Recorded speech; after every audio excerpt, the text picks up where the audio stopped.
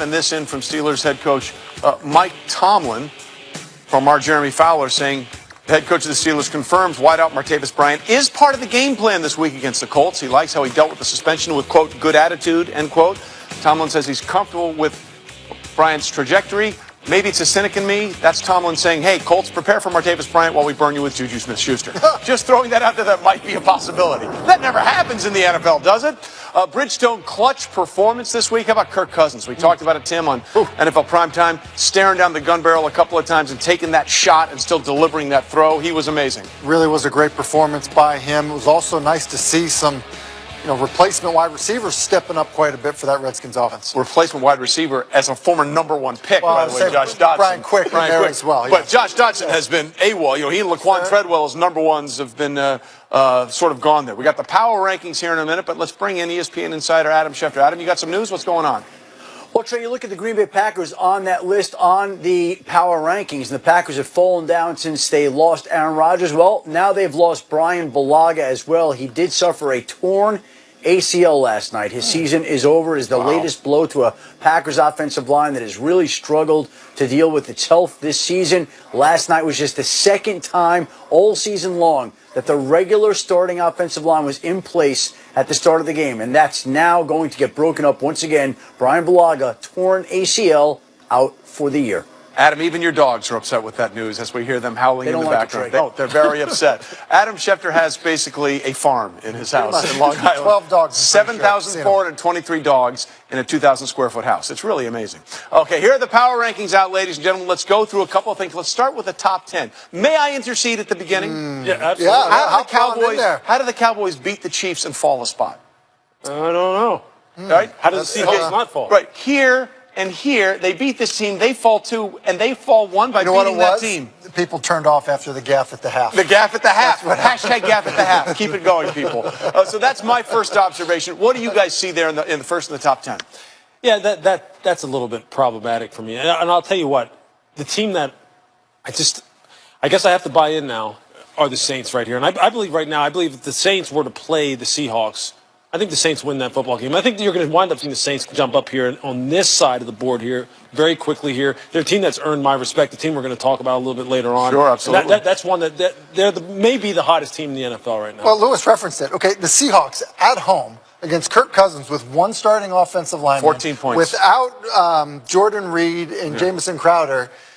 They don't move after losing to that group. That, to me, seems a little rich there. And I would agree. I think at that point you have to at least swap them with the Saints. Yeah, the other one I'll say here on the second column here is I'm just not a believer of the Raiders right now. I don't believe they moved up 9 spots after the win over Miami. Look, I don't know if that's really a quality win, so to speak, since this is kind of like college rankings here. I don't know if that's a quality win. I still think the Raiders are going to be exposed, especially on the defensive side of the ball in the secondary.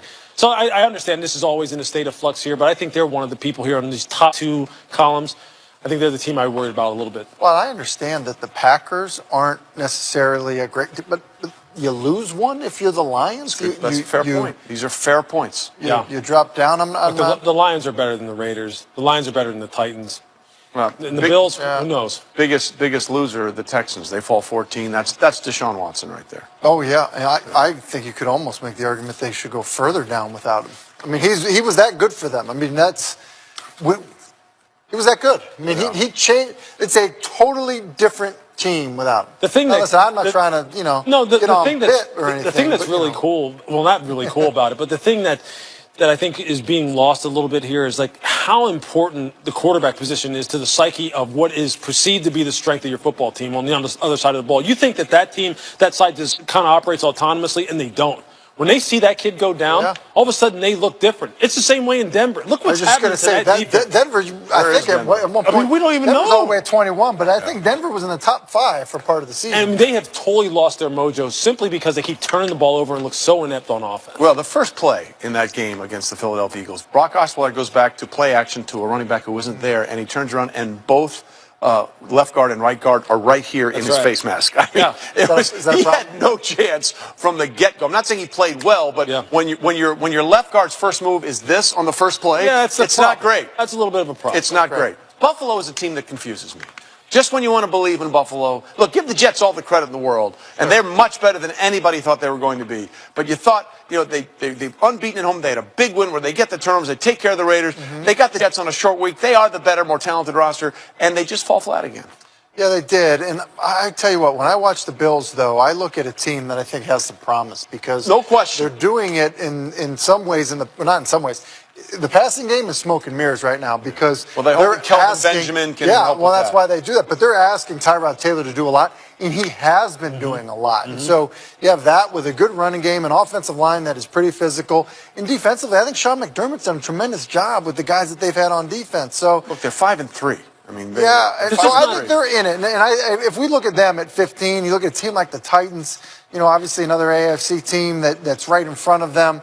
I mean, I do think the Bills have a chance to be a team that's making noise at the end of the year. There's just not a lot of margin for error with that team. Correct. They cannot fall behind. They don't have an offense that can come back. And on the defensive side, they need to continue to turn the ball over. Right now, they're feasting with interceptions. Them and Jacksonville, the two best intercepting teams in the NFL. If they don't get turnovers and they fall behind, they're in trouble. They have to play to a very specific formula. I will say this. So going back to the top 10 quickly, I mean, I think between the Vikings, depending on how Case Keenum plays the rest of the year, and then the Chiefs, who have basically, I mean, they've been taking on water. And so 5-0 start 1-3. Right. Yeah. So you look at those two teams, the two teams that we may look up at, last quarter of the season that are no longer in the top 10. Look, the one thing you want is consistency.